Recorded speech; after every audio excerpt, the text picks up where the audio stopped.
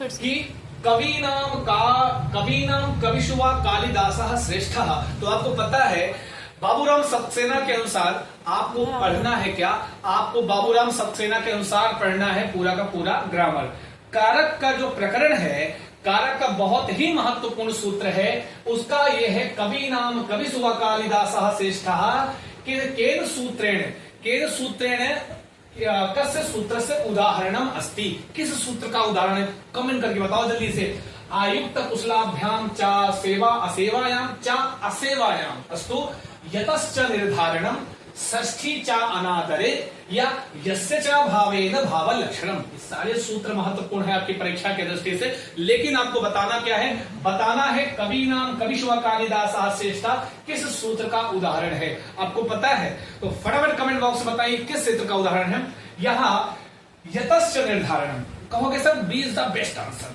यतश्च निर्धारणम कहता है, यतः मतलब जहां से निर्धारण किया जाए, यतः मतलब होता है जहां से निर्धारण किया जाए, वहां पर हम जिस समूहवाची शब्द से निर्धारण के साथ किसी के गुण धर्म के आधार पर किसी समूह से किसी का निर्धारण करें।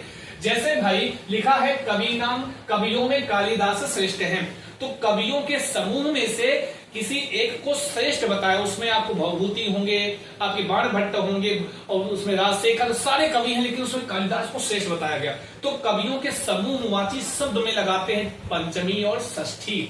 चा मतलब और, सप्तमी तो लगती है, चा मतलब और, उसमें षष्ठी भी लगती है।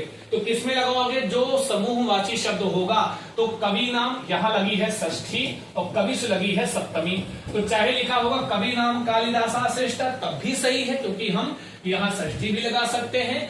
कविशु कालिदासः श्रेष्ठ तब भी वाक्य शुद्ध है, क्योंकि हम सप्तमी भी लगा सकते हैं। किस सूत्र से, यतश्च निर्धारणम।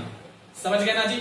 अब आपको कमेंट बॉक्स में बताना है कि जो षष्ठी चानादरे है, लिखो षष्ठी चानादरे किन किन विभक्तियों का विधान करता है। कमेंट बॉक्स में बताइए षष्ठी चानादरे किन किन विभक्तियों का विधान करता है। फटाफट कमेंट बॉक्स में बताइए, ये आपकी जिम्मेदारी है।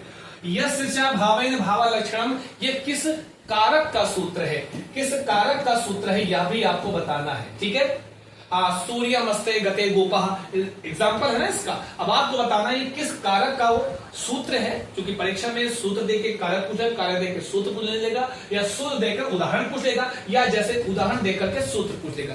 किसी भी तरीके से आपसे पूछ सकता है। इसका उत्तर कमेंट बॉक्स में बताएंगे, कारक कौन सा है, किस कारक का सूत्र है और षष्ठी चानादरे किन किन विभक्तियों का विधान करता है।